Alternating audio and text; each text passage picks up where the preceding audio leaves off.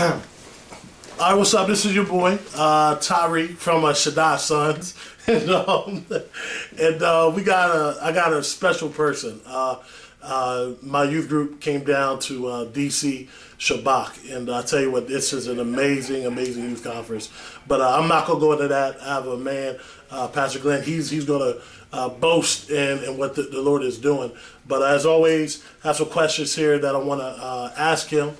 And we'll just jump into the interview right now. Is that cool? That's good, man. That's cool. He said he's easy like Sunday morning, so this will be good. First one is just let everyone know who you are. Well, I'm Glenn Walters, a youth pastor down in Charlotte, North Carolina, southern part.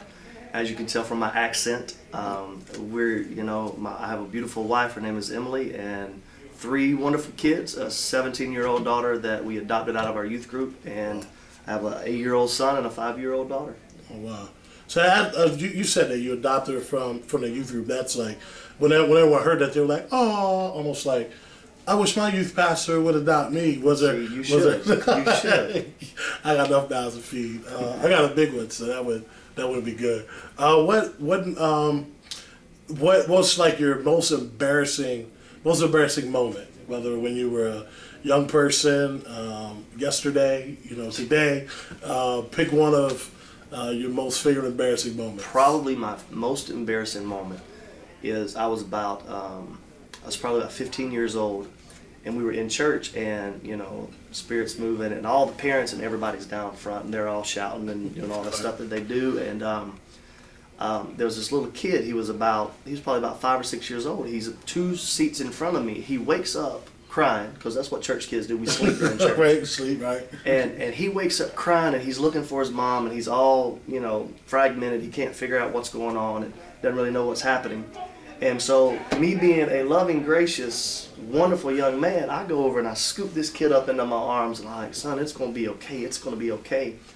And he threw up beanie weenies all over my chest, all over my shirt, all over my pants, all over my... Oh, wow. And everybody in the church stopped shouting and is looking at hot dog chunks and pork and beans hanging on my...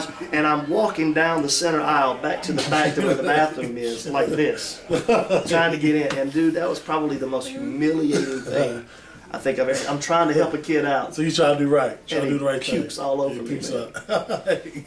That's nasty. That's nasty. Let the people know, outside of Shabbat, I mean, we know you from Shabbat, the face of Shabbat, but when you're not doing Shabbat, what is it that you do? Do you just, is your only involvement with church things just Shabbat? Do you have like a personal walk with God? What do you do within the 4 walls of the church? Yeah, I am a youth pastor at a church just below Charlotte, actually in South Carolina, and it's the only church I've ever been to. I graduated from Bible college and went straight into the church. The average youth pastor in America stays about 9 months, and I've been there almost 13 years.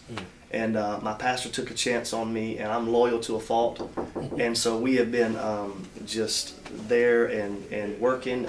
Just recently, I took over student ministries from 0 all the way to age 24. And so from children's ministry, all of that I oversee.